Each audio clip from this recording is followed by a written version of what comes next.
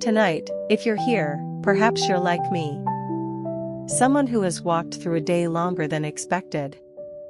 And sometimes, a single slow story is all we need to let our breath soften again. Tonight's story is about a clock that stopped ticking long ago. But strangely, even though its minute hand never moved, it quietly recorded a different kind of time. The time of feelings, of changes inside a human heart. So if you're ready, sit comfortably, take a slow breath, and let me tell you about the journal of a broken clock. There are objects we look at and assume they are nothing more than things. Cold pieces of metal, wooden frames stained by age, numbers that no longer jump or count, as if they were born to stay still forever. And yet, one day, when our hand accidentally touches them, we feel something different. A faint warmth, a leftover memory, a kind of time we cannot measure with minutes or hours. A time measured only by the emotions we once forgot. Our story begins with such an object. A small clock, broken for as long as anyone can remember. Its hands never move. Its glass is scratched. Its wooden case has faded with the years. But strangely, whenever its owner touches it, the clock remembers something of them. Not time, but their heart in that moment. This clock lived in a small attic, at the end of an old cobblestone street. Each afternoon, the sun slanted through the window, drawing long golden streaks across the wooden floor. Dust drifted slowly in the light, as if time itself moved more gently in that place. The owner of the clock was a man who repaired old objects. A quiet man, soft-spoken, with eyes carrying more stories than he ever told.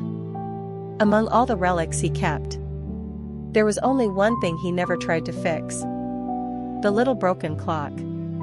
Because it wasn't meant to run. It was meant to remember. It recorded time through the tremble of a heart, not the turning of gears. It remembered the heaviness of a lonely evening, when someone sat in silence too long. It remembered the gentle joy when someone realized they were worthy of love. It remembered those moments when a pair of eyes drifted far away, speaking quietly with a piece of the past. And tonight, as our story begins, the broken clock opens a new page in its journal. Not on paper, not in words, but in a warm, soft feeling, waiting to be spoken into a tale. Sit comfortably. Take a slow breath. Relax your shoulders. And let me take you into the world of a clock that could not measure time, yet preserved everything time could never touch. There was a small town tucked beneath a green hillside, where winding stone paths and wooden houses still carried the breath of old days. At the end of a sloping road stood a little brown house with a sun-worn roof. Inside lived a clockmaker named N, and was not famous, nor busy. He simply worked quietly each day, in a small room filled with clocks. Pendulum clocks, table clocks, pocket watches. Each one ticking in its own rhythm. Each one whispering some memory left behind by time. One winter afternoon, when gray clouds blanketed the sky, and the cold wind slid across the stones, an elderly woman visited in. She carried a small wooden box with great care, as if it held something fragile. She placed it on his table, and spoke in a trembling voice. "Could you take a look at this clock for me? It stopped working many years ago." And opened the box. Inside lay a brass pocket watch. The face was lightly scratched, its crown worn, yet it had the delicate beauty of something once deeply cherished. He touched it. Still. Completely still. the hands frozen at one specific moment. 4:12. He looked up gently. This clock is special to you, isn't it? The old woman smiled with sadness. It belonged to my husband. He carried it his whole life. Until his last day. And paused. The woman's eyes softened.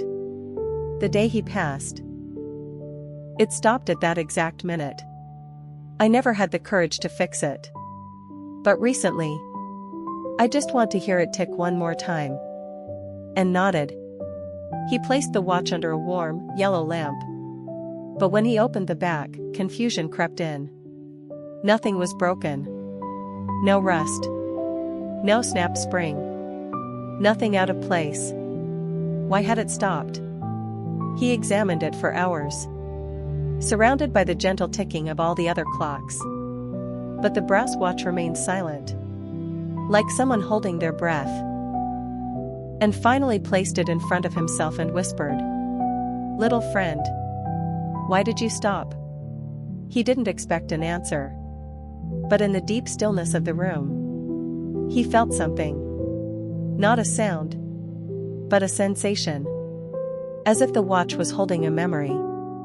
A memory so heavy, it could no longer move. And closed his eyes. Rested his palm on the watch. And for the first time, he listened to it not as a device to repair, but as a story to understand. A faint image brushed his mind. An old man sitting by a window in the late afternoon. Beside him, his gray-haired wife. He looked at her for a long time. Holding her hand with rare tenderness. The pocket watch lay in his palm. And at the very moment he closed his eyes, it stopped. 4:12. And opened his eyes. He understood. The watch wasn't broken. It simply chose to hold on to the last moment. Its owner was still breathing beside the one he loved. A sacred moment. So precious. Even time refused to move. But the old woman wanted it to breathe again. Not to forget. But to continue living. And sighed softly. He lifted the watch, pressed it to his heart. And whispered, "You've held on to that memory long enough. It's time for the story to go on." He wound the spring gently. And aligned the gears. Then, a tremble in the second hand. Another. And then, tick. Tock. Tick. Tock. The sound rose like a breath awakened from a long sleep. And smiled. Not because he had fixed it. But because the watch had agreed. To move forward. The next morning, the old woman returned. When she heard the faint ticking inside the box, her eyes glistened. She covered her mouth, holding back a sob. "You fixed it?" And shook his head softly. Actually, it decided to run again on its own. She held the watch to her chest and whispered, "Thank you." 4:12. That was the last minute he held my hand. But maybe he wants me to keep walking. And nodded. Her steps leaving the workshop were much lighter than when she had arrived. The room returned to its familiar music of ticking clocks. But among them all, and could always hear the first tick of the brass watch. A sound that felt like a story being spoken. A clock that had once stopped.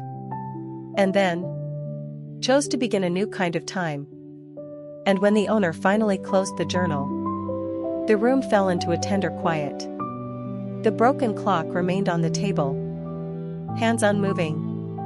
Yet somehow, the time inside the human heart felt larger, and looked at the clock for a long moment. A broken object. Yet it held more than many humans ever managed to keep. Fragile feelings. Nameless moments. Tightening heartbeats that never found explanations. Sometimes, things don't need to run to preserve time. Sometimes, a single breath is enough to bring a moment back. and placed his hand on the clock. The cool metal felt like the touch of an old friend. Silent, but understanding. Still, but always listening. Outside the window, the night wind brushed past, carrying the scent of damp grass and soft mist. Everything whispered the same truth. No one needs to rush so much to love life again. All we need is to pause. Just a little. Just enough for the heart to rest. And that broken clock was exactly that reminder. When An stood up, he felt lighter. Not because every sorrow had disappeared, but because now they had somewhere to rest. Written down. Acknowledged.